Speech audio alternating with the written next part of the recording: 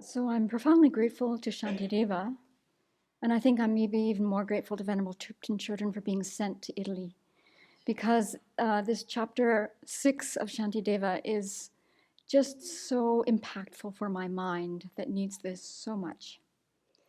So a few weeks ago, I was absolutely thrilled with something that Venerable said, and I thought, okay, finally I have one antidote that will work for every instance of anger.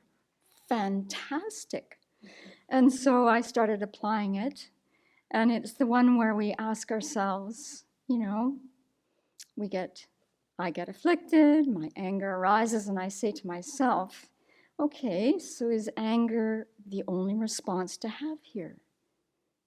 And then I throw in with sarcasm because, we can speak to ourselves in the way that we can. That wouldn't work for other people, and don't ever say this to someone else when they're upset. Like, really? There's no other response here? And so that works for my mind. But then disappointment started setting in because it wasn't working in all situations all the time. And I would say that to myself, as I'm in the moment of being angry or irritated or frustrated, whatever favorite word you have that you kind of like to disguise anger with and say it's not really anger, but it is. And I see that I'm already in the grip of it. And so there's no other choice. Like it's not like I could step back and say, well, what is the other option here? I'm in it. So I was starting to feel embarrassed and disappointed and ashamed in a good way. But I thought, okay, this one actually isn't going to work for all situations. And so fortunately, yesterday, I was awake during the part of the teaching that Venerable gave, where she again reminded us that, with afflicted mental states, these arise from causes and conditions created in, the past. And, that's what is going to happen until the path of seeing, I suppose. And so it was such a relief, first of all, to see that, I can't control my mind. I mean, I've said those words, I've heard those words, and it's so easy to forget this.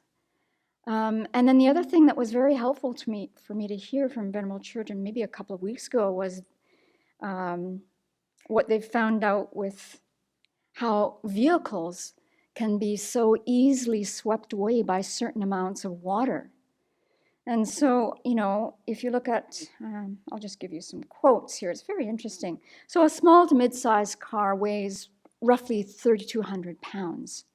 And so in 6 inches of water, the bottom of the car, for most of those cars of that size, that'll reach the bottom of the car, and then you've already lost control of the car. You can't control it in 6 inches of water. And then if there's a foot of water, that'll float those sizes of vehicles, including some smaller SUVs. And then if it's rushing water, 2 feet, you're done. You're just swept. And so it's just that image of, being in the grip of an afflicted mental state and being in 2 feet of water, and I might have a 7,200-pound truck that has 4-wheel drive and, on 3-foot tires, but away it goes, pushed by this force that you just can't control. And that is my experience with the afflictions and with anger when I see that I'm in it. So what this information really helps me with is that I can have some compassion for myself when I'm swept by that 2-foot wave, and to have compassion for other people too, who, if you have an ordinary mind like I do, we're just pushed by these mental states. So it's very helpful for me to continue thinking about this. Sometimes asking myself that question, is this the only reaction I can have, is sometimes helpful. Recently I was in computer hell, and I was really getting irritated with the fact that I didn't have my laptop. I needed to do this thing that involved an Excel spreadsheet. I didn't have access to that. And then my very kind Dharma's sister helped me with getting this onto another thing, but there were so many steps and I didn't want to do it her way because I thought if it doesn't work, I'll have to redo it all over again. Then the people who are waiting for this will be frustrated because they can't open numbers and they've only got Excel. So what's the use of getting angry with that? It's just such a waste of time. And I have a limited amount of time, less and less, limited amount of energy. And it's like, come on. So then I can say to myself, really? With a sarcastic tone of voice, really? Is this the only reaction to have here? So in working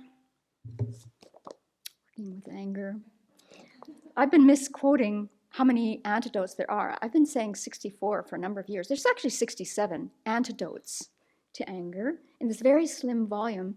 And there's this paragraph that I'll read to you that is so helpful, especially when I get bent out of shape and I start being discouraged and all of that, or I'm upset with someone else, and maybe this will help you too. It's just so clear. This is on page 24.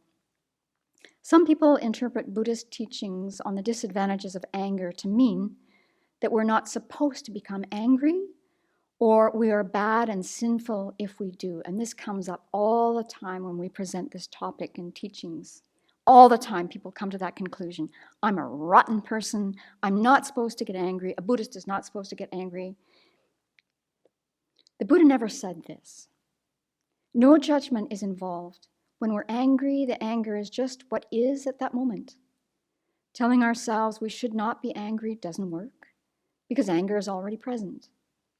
Further, beating ourselves up emotionally is not beneficial. The fact that we became angry doesn't mean we're bad people. It just means that a harmful emotion temporarily overwhelmed us. Anger, cruel words, and violent actions are not our identity. They are clouds on the pure nature of the mind, and they can be removed or prevented. Although we are not yet well trained in patience or fortitude, we can gradually develop this quality when we try.